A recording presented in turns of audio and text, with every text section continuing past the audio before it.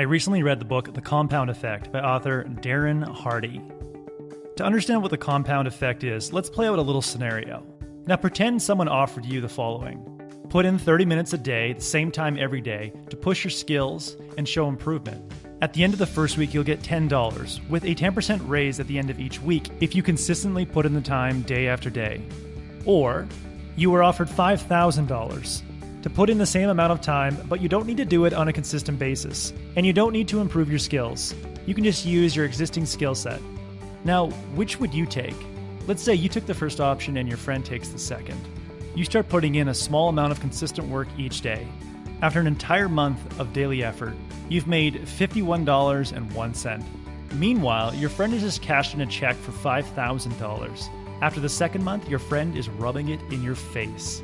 He's just made $10,000, not needing to push himself, and here you are working day after day for a petty $125.81 up to this point. Your family starts suggesting that you should take the other offer as it's still on the table. But you don't get discouraged. You believe in what you're doing, and you know the hard work will pay off one day. After the third month, people are getting downright angry with you. You've only made $235.24. They think you've made a stupid decision and beg you to just take the other offer. But you ignore them and keep proceeding. A year goes by. You only have $15,541 to your friend's $60,000. He's living a comfortable life and doesn't really have a care in the world. Meanwhile, people are openly ridiculing you for giving up such a great opportunity to make easy money. Only after 16 months have you made the same amount of money as your friend. Your friends and family only have one thing to say: it's about damn time. After 16 months of putting in the work day after day and receiving a 10% increase at the end of each week, only now are you starting to see significant results. The next month, you make $40,000 in 1 month. The month after that, you make $59,000. At the end of that second year, you have accumulated just over $2.2 million, an average of $1.1 million per year, to your friend's $60,000 a year. Your family and friends are dumbfounded. Your friend can't help but think he's missed out on something significant. Sure, he's comfortable with $60,000 a year, but he's filled with regret. What this story illustrates is that small, unsexy, but smart decisions made consistently every day that are in alignment with your big vision lead to seemingly incomprehensible and incredible results. Results that you can be truly proud of one day. Author Darren Hardy calls this the compound effect.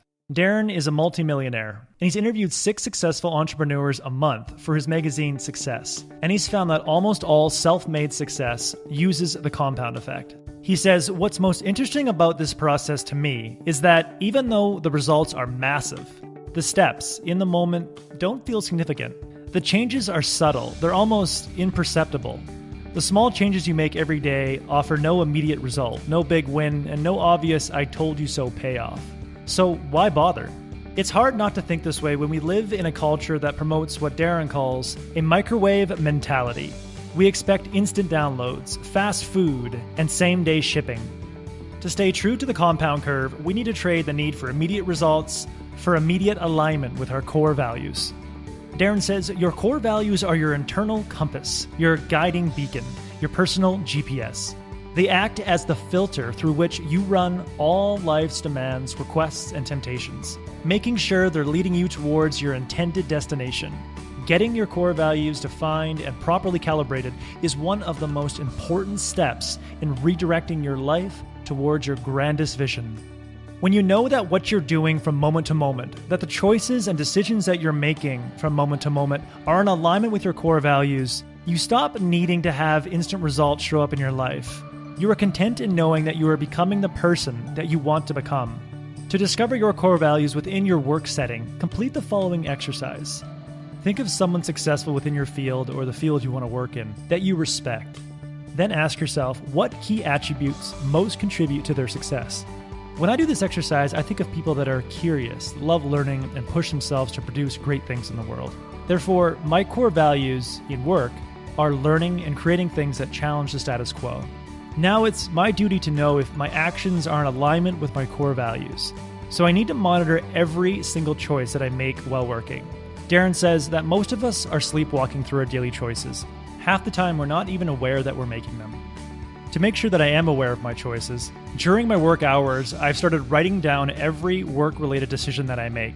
At the top of each hour, I write down what I focused on the last hour. Then at the top of the page, I write down my core value, learning and creating. I then objectively cross out every decision that I made that doesn't align with my core values. This exercise has sharpened my focus. I've started to notice things that aren't in alignment with my core values almost immediately. Knowing that I am making small decisions that are moving me towards the person I want to become is enough to quiet my monkey mind from wanting to see instant results. The act of aligning each work decision with my core value provides me with the reassurance and motivation to stick with my daily pursuit of achieving a compounded, incredible result in my life. Sometimes, knowing that we're making good choices isn't enough. To know that we are on the right path, the compound path, we need to focus and measure the percent gains, not the net gains. In the initial example, if I would have focused on the net income I was making each month and how petty it was in comparison to my friend, then I would have given up. But by focusing on the month-over-month return, the percent gain I was achieving each month, I developed the certainty to stick with it. So during your pursuits, actively measure the percent gains and focus on your momentum. If your efforts are producing month-over-month or week-over-week improvements, and your daily choices are aligning with your core values, then you need to be patient. We humans routinely overestimate what we can produce in a week, but we vastly underestimate what we can produce in a few months or years of sustained effort. That was the core message that I gathered from Darren's book. If you are struggling to stick with your goals, I highly recommend reading The Compound Effect. If you would like a one-page PDF summary of the other insights that I gathered from Darren's book, just click the link below and I'd be happy to email it to you. If you already subscribe to the free Productivity Game newsletter, this PDF is already in your inbox. Thanks for watching and have a productive day.